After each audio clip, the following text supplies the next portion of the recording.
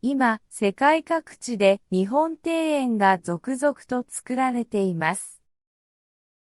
そこにはおそらく何らかの理由があるはずです。今日はそんな日本庭園の魅力について探っていきたいと思います。日本庭園の作り。日本庭園の多くは草木だけでなく石や砂、築山、池、流水などで構成されています。自然の景観を庭の中に再現することを強く意識しています。例えば山や川を小さくして庭の中に配置します。草木も自然の姿を思い描けるように植えられます。これにより庭に一つの山里の風景が現れます。また、草木を使わずに石や白い砂を使って山や流水を抽象的に表現する庭もあります。さらに、庭の背後にある遠くの山などを庭全体の景観の一部に取り込んでいる庭も見られます。日本庭園の歴史。日本の都が794年に奈良から京都に移りました。平安時代の始まりです。この頃から日本庭園は貴族の屋敷や寺院などで多く作られるようになりました。この頃の庭園は自然の景観を随所に取り入れて作られていました。また、庭と建物の調和も重視されました。神殿という建物の前には白い砂や玉砂利が敷かれていました。ここは前庭と呼ばれ、行事や儀式のための場所でした。蹴鞠をしたり、舞台を設けて舞踊を鑑賞したりしました。盆地である京都の夏は大変蒸し暑いです。貴族たちは涼しさを演出するために庭に水を流しました。さらに大きな池を作り、そこに船を浮かべて詩を読んだり音楽を奏でたりしました。神殿造りの庭は貴族たちの優雅な暮らしと結びついた場所であったと言えます。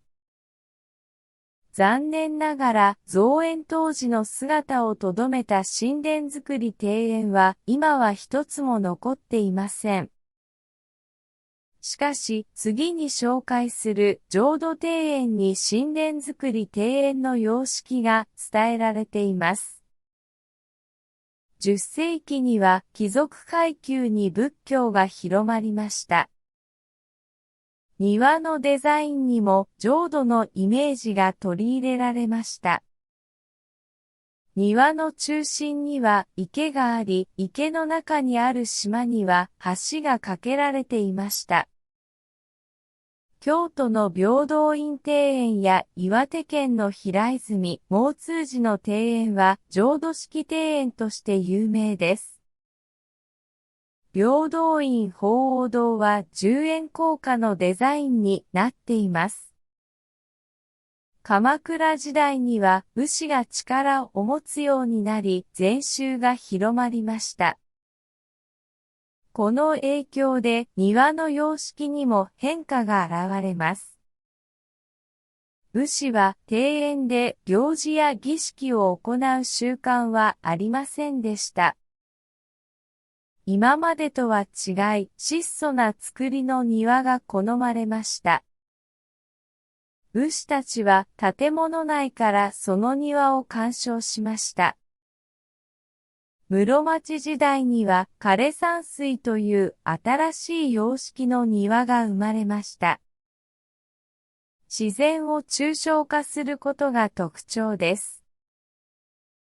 例えば山や滝は石組みで、水の流れや波紋は白砂とその模様で表現します。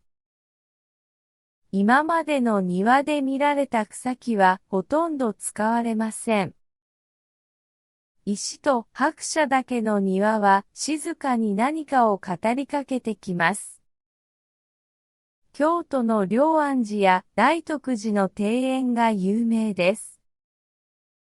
さらに、この時代の庭園には書院造り庭園があります。書院造りと呼ばれる建物の影響を受けた庭です。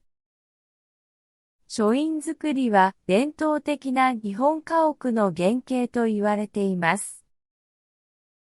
この庭の基本的な造りは浄土庭園に似ています。池、石、名木などで日本の名所の景観を表現しようとしました。建物内から眺める庭園は名画を見ているように感じられます。16世紀になると茶庭が発達しました。千利休によって完成された茶道と深い結びつきがある庭です。茶庭はごく自然な趣を尊重します。このような茶庭を通って茶室に向かいます。茶会の前に自分の心を清らかにしてくれる空間となっています。今日の日本庭園に見られる飛び石や石灯籠、植栽などは茶庭から引き継がれたものです。1600年から始まる江戸時代には回遊式庭園が作られました。池、石、名木などを用いて日本各地の名所の景観を模して作られることもありました。江戸時代初期に作られた京都の桂離宮庭園は回遊式庭園の典型です。中央に池があり、その周りにいくつか茶屋が建てられています。池の周りをゆっくり巡りながら、次々と目の前に現れる美しい景色を楽しみました。日本の三名園、茨城県水戸市の偕楽園、石川県金沢市の兼六園、岡山県岡山市の後楽園もこの回遊式庭園です。日本庭園の魅力。現代でも家を建てるとき、庭を作ることが多いです。石や草木を配置し、自然の風景を庭に再現します。なぜそのような庭にするのか疑問を持っている方もいらっしゃると思います。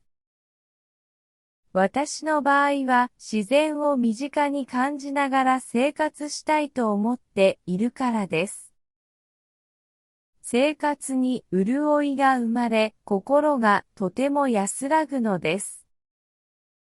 おそらく昔から日本人は自然と共存して生活してきたからなのだと思います。家にいながら自然を感じることができる庭があります。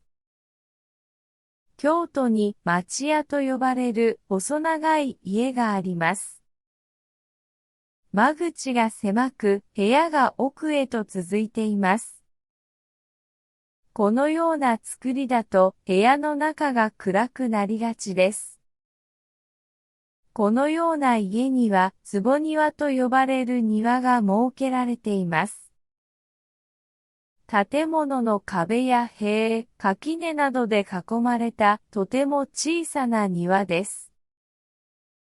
その小さな庭の中で野山の自然を演出します。小さな庭にもかかわらず魅惑的な空間が生み出されます。そこからは光や風、自然を感じることができます。今、日本庭園は世界各地で注目されています。そして多くの国で新たに日本庭園が作られています。アメリカでは刑務所に作られた例もあります。心が疲れたとき、庭を眺めたり、散歩したりすることで心が落ち着き、元気を取り戻すことができます。今のストレス社会の世の中で、日本庭園は心の安らぎを与えてくれる場所となっています。つまり、日本庭園は癒しの空間であると言えます。日本庭園は芸術作品としても評価されています。庭園のデザインには自然の要素を取り入れた美的センスが反映されています。石の配置、植物の剪定、池の設計など、すべてが調和し、美しい風景を作り出します。日本庭園は自然と人間の調和を表現している芸術作品と言えます。アメリカでは多くの都市で日本庭園が作られています。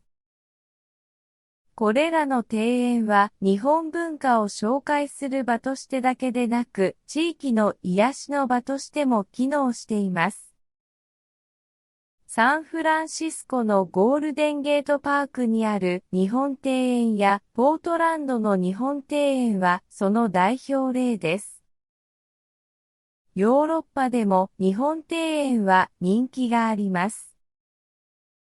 特にフランスやドイツ、イギリスなどで多くの日本庭園が作られています。これらの庭園では日本の美学や自然に対する敬意を感じることができ、訪れる人々にとって心の癒しの場となっています。日本庭園は異文化理解の場としても大きな役割を果たしています。外国からの観光客にとって日本庭園は日本文化を理解するための重要な場所です。庭園を訪れることで日本の美意識や自然に対する考え方を感じ取ることができます。現代のライフスタイルに合わせた新しい日本庭園も登場しています。都市のビルの屋上に作られた庭園や現代アートと融合した庭園など様々なスタイルが試みられています。これからも日本庭園はその伝統を守りつつ新しい形で進化していくことと思います。代表的な日本庭園の紹介。京都の龍安寺の石庭は枯山水の代表的な例です。この庭園はたった15個の石と白砂だけで構成されています。シンプルでありながらも、その配置は非常に計算されており、見る人に深い印象を与えます。訪れる人々はこの庭園で静かな瞑想の時間を過ごすことができます。石川県金沢市にある兼六園は日本三名園の一つです。